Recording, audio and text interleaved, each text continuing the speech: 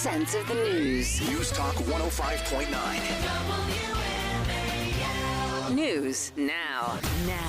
On 105.9 FM and streaming worldwide on the WMAL app. O'Connor and Company.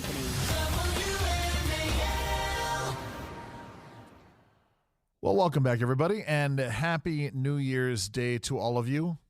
Happy 2024. I'm Andrew Langer in for Larry O'Connor today, sitting alongside Julie Gunlock. Hello, Julie. Good morning. Always good to see you. We are making sense of the news. We're not making sense of the nudes. We were talking about that earlier. We were talking about the calendar. Well, there you go. So clearly I've got that on the brain.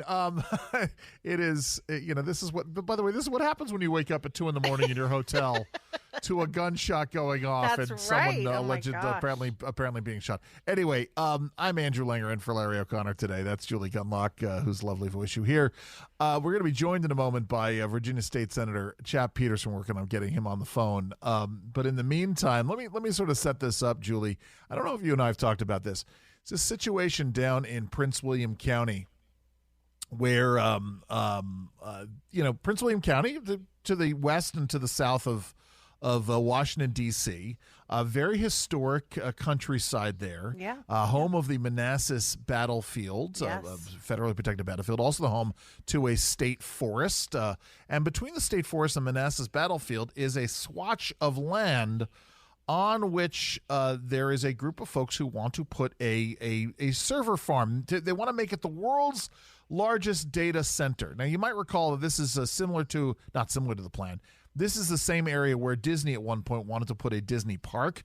Yeah. That was defeated, and now we've got this situation where they want to put it. Now, listen, I have no problems generally with people putting things into areas and sort of creating jobs and economic activity. Development. But there is something I think a little unseemly about putting this data center in between this battle, literally right on the Manassas Battlefield, and this state forest. And we had a conversation. We've had a couple of conversations. We had Yesley Vega on a couple of weeks ago to talk about it, and then we had on a gentleman from the American Battlefield Trust to talk about this. Yeah.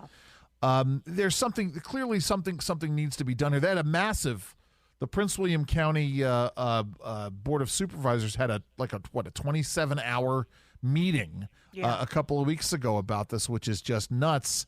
And there was originally a 4-4 tie, and then one Democratic supervisor abstained from this. I mean, where are you in all this, Julie? Well, I mean, look, I have been following this for a while, and it's I think that there are legitimate concerns about this massive. It's interesting because when I first got into this issue, and I'm not that into it, but when I first started following this issue, I thought, oh gosh, development, employment, this is all good for the region. And then I discovered that in these massive sort of football field length buildings, there's like 3 people. It employs they don't need this workforce. I'm thinking more like, factories filled with people, and it's not like that. And so I think there are some legitimate concerns that have been voiced here. Yeah, there are. And just Mike, I'll take it. We're no state senator, right? No, good. Thanks, guys.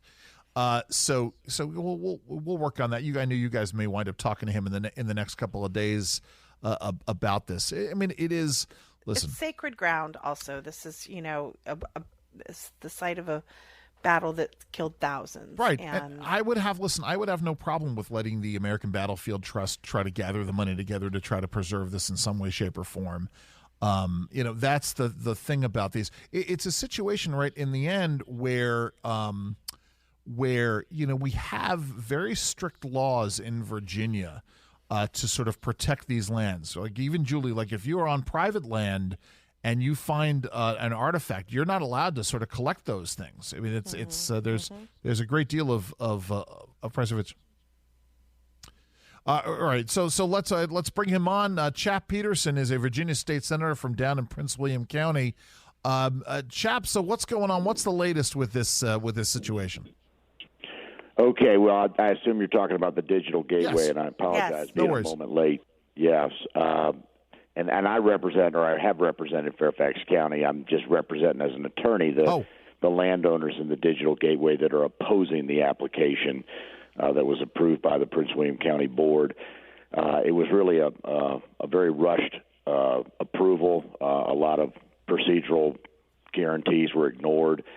And basically what it does is it cites 37 massive data centers, which are buildings the size of football fields, along an area about 1,760 acres along Pageland Avenue and Sudley Road in western Prince William County.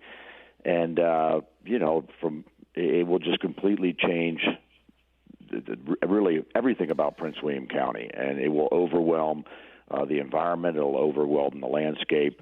And, of course, it touches on Manassas Battlefield, Right. Literally touches on it. And it's really an obscene, it's a gross overdevelopment project. It was approved by a lame duck board, literally on their way out the door.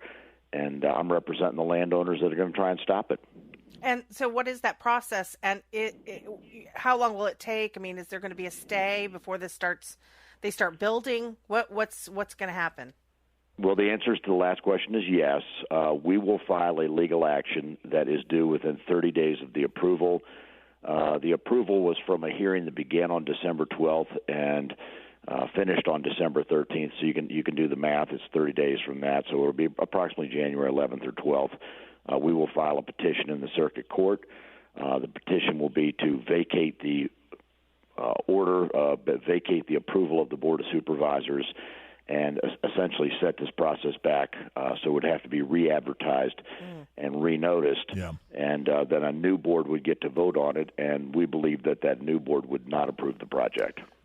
Senator, let me ask you this, because, I'm a property rights guy first and last. How do we go about making sure? I mean, are there other uses that can be made of the land, or is there going to be some kind of a taking that's involved, or someone going to buy the property to preserve it? What's going to happen there? Well, the answer is yes, and I'm a property rights attorney. That's what I do for a living. I represent landowners that get their whose land is condemned. The bottom line is when you cite one of these data centers, they have an enormous impact in terms of using water and electricity. And, in fact, they'll have to build a new set of power lines down through Loudoun County in order to feed the data centers, which means they're going to have to take private land in order to do that. Wow. That's going to be a process that will happen over the next couple of years, assuming the digital gateway ends up getting built. Listen, the land is zoned agricultural. The people that bought it knew it was agricultural. Mm-hmm. It has historically been an agricultural use. It's been a passive farm use. It's located in a historic area. It's also located in an area that's historically been, an agricultural area. And you're effectively citing what is the equivalent of 100 Walmart supercenters all at once, which won't generate any jobs. I mean, once these things are built, that nobody lives there, nobody works there. But it'll just suck up enormous amounts of energy. In fact, I think the Digital Gateway project alone will consume more energy than the 155,000 residents of Prince William County. So it's an astounding amount of energy and power lines and water that all goes into heating and cooling and just running these units. Well, there you go. Well, listen, unfortunately, Senator Petersen, we have to leave it there. Best of luck to you. Please keep us posted. Well, I will, and keep an eye on this story. We've got a great group of plaintiffs, and we're going to fight this thing tooth and nail. Appreciate that. Listen, it's 8:45.